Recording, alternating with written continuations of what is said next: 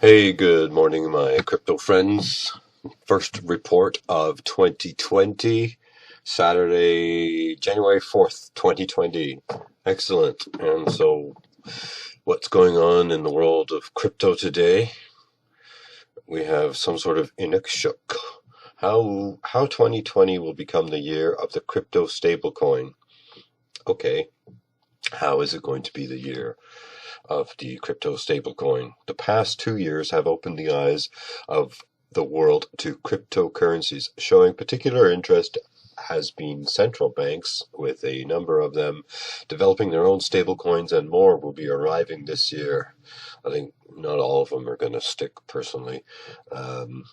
Europe, the many of the existing stablecoins may simply disappear. See, I was right. I didn't even read that sentence.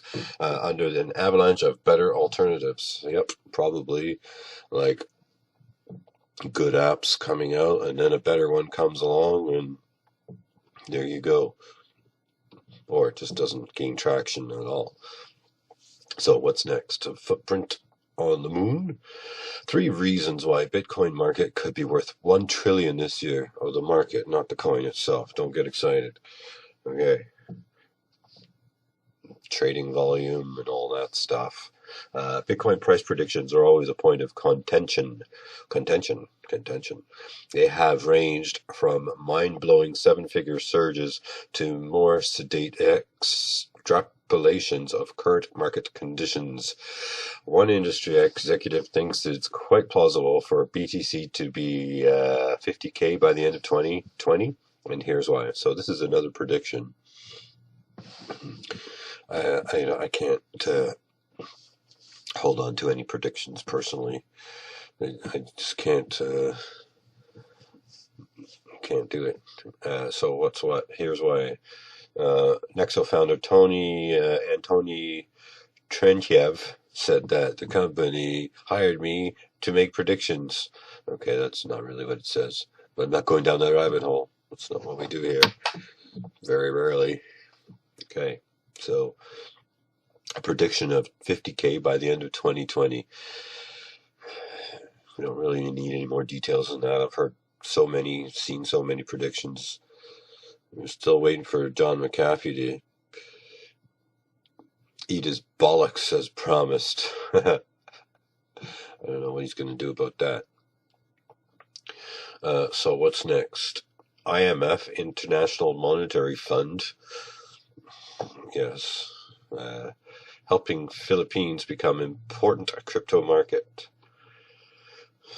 What's the IMF got to do with this? They're providing the Philippines with technical assistance regarding crypto assets. The IMF believes the country may become an important crypto market and has provided Bangko Central Filipinas, that's their central bank, I guess, with suggestions for the country's crypto regulation, including quarterly data collection from approved crypto exchanges.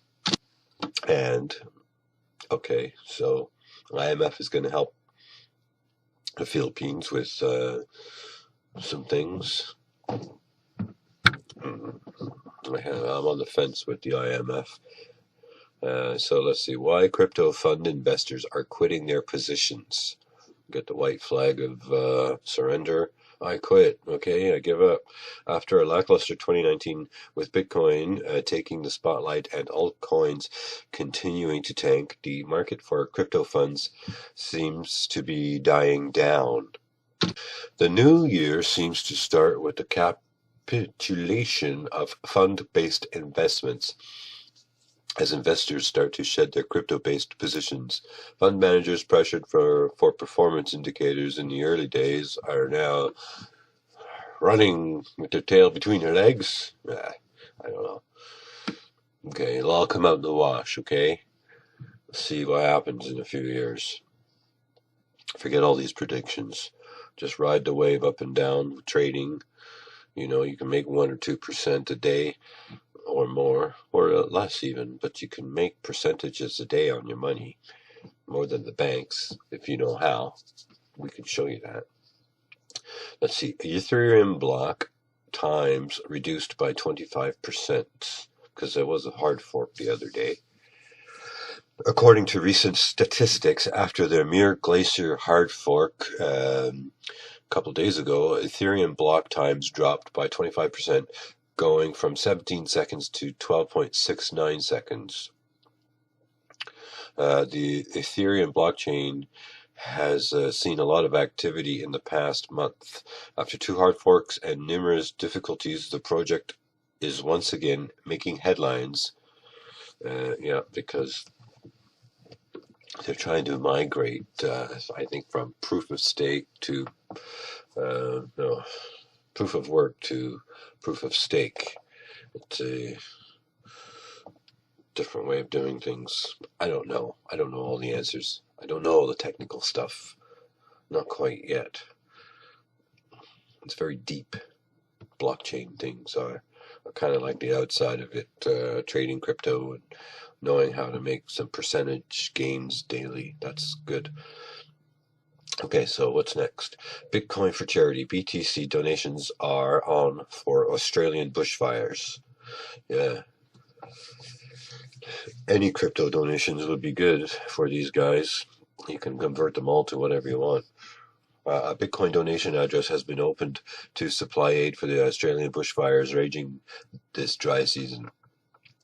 The BTC address offers a borderless way to make contributions for relief immediately.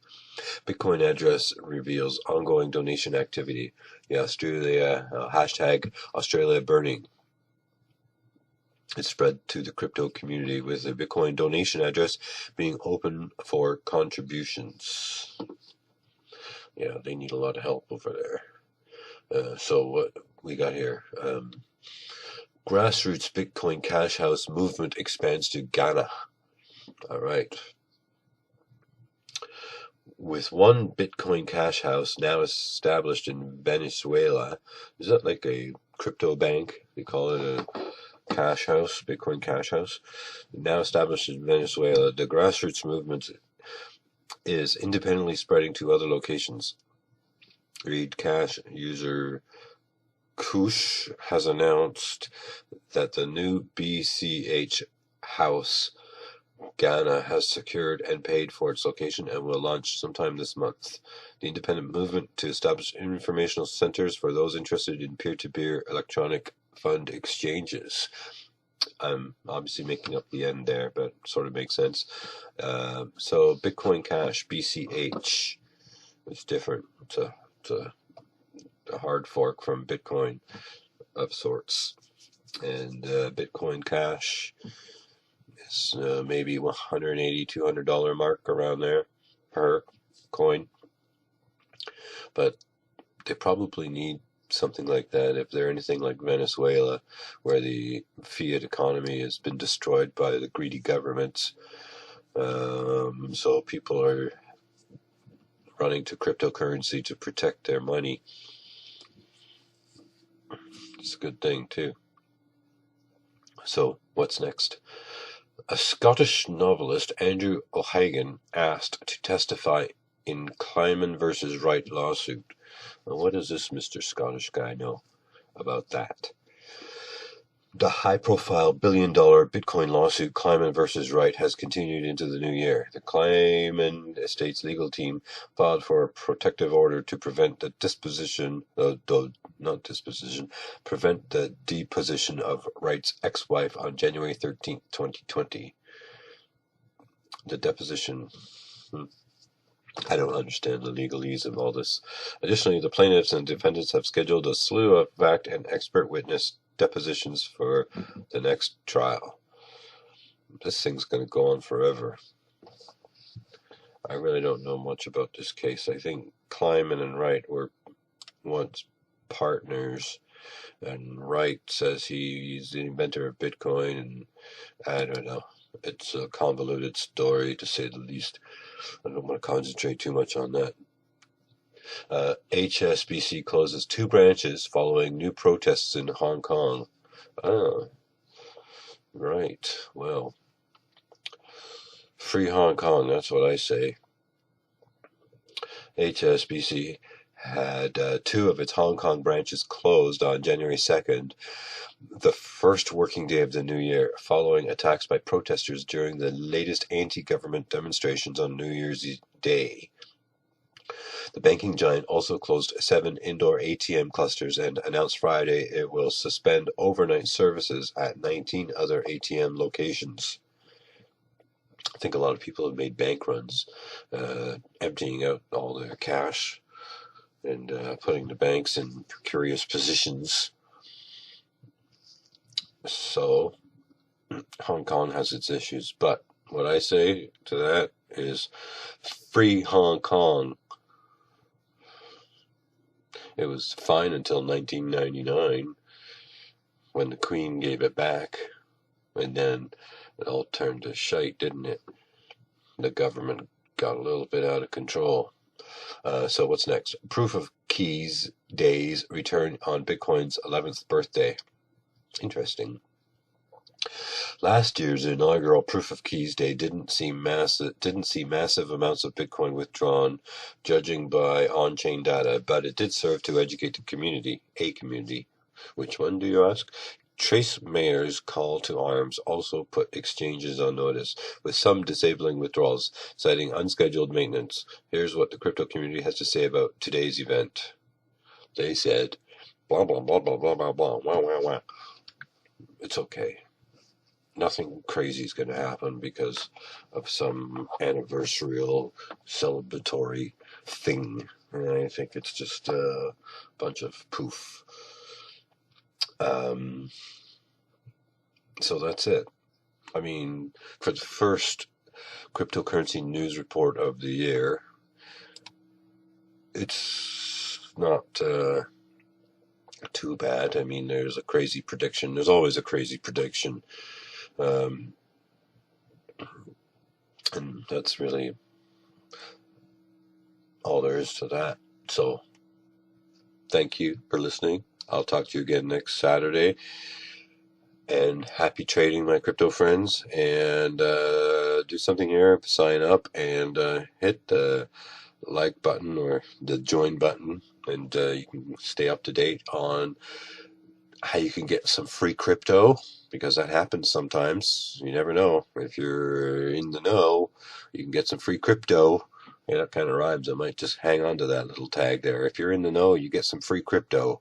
Yeah, because if I'm discovering on how you can get free crypto, I might just email you or send a post, and you can jump in on that, right? Because if you share these things, it allows you to earn even more as well. So